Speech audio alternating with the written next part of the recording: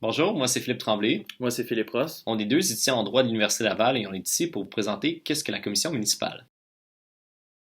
Durant les années 30, les municipalités croulent sous la pression de la Grande Dépression. C'est dans ce climat économique désastreux que le gouvernement Taschereau instaurera la Commission municipale du Québec, dont la vocation sera de veiller à la surveillance et à la bonne gestion des municipalités.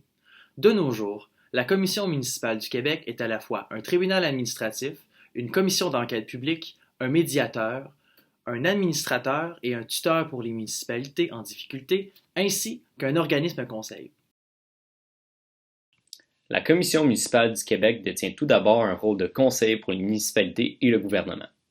En vertu de l'article 11 de la loi sur le ministre des Affaires municipales et de l'occupation du territoire, le ministre des Affaires municipales peut requérir l'avis de la commission avant de procéder à une décision sur un règlement, une résolution ou un autre acte. De plus, la commission municipale du Québec doit organiser une audience publique à la requête du ministre dans différentes situations de modification au territoire ou au nom ou à la structure juridique d'une municipalité. Lorsqu'il est question de la caractérisation d'un équipement supralocal, la CMQ doit faire une étude et tenir une audience publique sur la question lorsque cela est demandé par le ministre. En plus de son rôle de conseil, la CMQ possède des pouvoirs d'enquête relatifs à l'administration générale et financière d'une municipalité. Les enquêtes sur l'administration financière d'une municipalité peuvent être déclenchées à l'initiative de la Commission ou à la demande du MAMO. Et quand on pense à l'administration financière, on pense à la comptabilité d'un budget, l'imposition des taxes municipales, leur perception, les dépenses de la municipalité, ainsi que son endettement.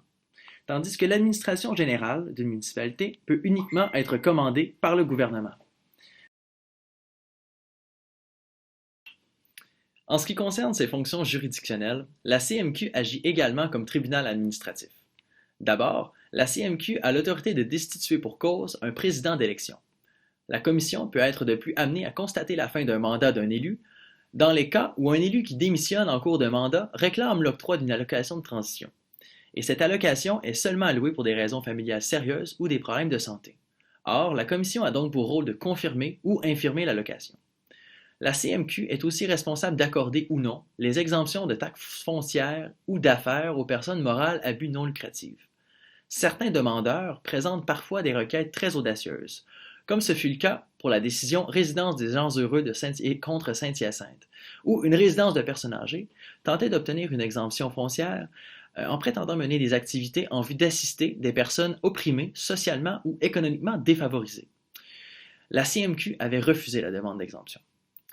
La CMQ pourrait également se prononcer sur la fixation des tarifs et la validité de contrats de service d'eau ou d'égout en vertu de la loi sur la qualité d'environnement.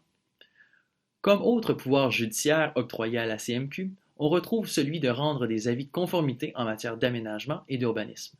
Elle doit aussi décider de la validité d'un règlement ou d'une résolution d'un conseil d'agglomération lorsque l'une ou plusieurs de ces municipalités s'opposent à son adoption. La capacité de la CMQ à prendre des décisions de nature administrative est la pierre angulaire de ses pouvoirs généraux. L'éventail de ces pouvoirs permet à la Commission de veiller au bon fonctionnement des différentes municipalités en ayant un rôle actif dans leur gestion. Dans les cas où un conseil ne peut plus siéger valablement, la Commission se substituera à ceux-ci par l'entremise de deux de ses membres. C'est l'administration provisoire. Par résolution, la Commission pourrait dans ces cas adopter de son propre chef toute mesure qu'elle jugerait appropriée pour la gestion de la municipalité. Cette année en 2016, la CMQ a administré 6 municipalités de cette manière. Contrairement à l'administration provisoire, la tutelle d'une municipalité par la Commission a lieu alors que le Conseil pourrait continuer à siéger. Durant la tutelle, la Commission aura pour rôle de réviser et d'approuver s'il y a lieu tous les actes et toutes les décisions de la municipalité sous tutelle, en plus de gérer son budget et son personnel. La Commission travaillera ici de concert avec le Conseil afin de rétablir un climat d'harmonie au sein de la municipalité. Dans le passé, le gouvernement avait ordonné la tutelle de la ville de Dunham en 2011, alors qu'une division profonde du Conseil compromettait la gestion de la municipalité. En alternative à son rôle de tribunal, la LCM prévoit que la Commission est détenteur d'un pouvoir général d'arbitrage conventionnel de différents entre organismes municipaux. Les demandes d'arbitrage faites à la Commission portent généralement sur des litiges relatifs à des ententes de partage et de frais. Selon l'article 23.1 de la loi sur la commission municipale, le président de la commission peut, avec le consentement des parties, Déférer à un médiateur tout différent à l'égard duquel la Commission peut intervenir en vertu de toute disposition législative.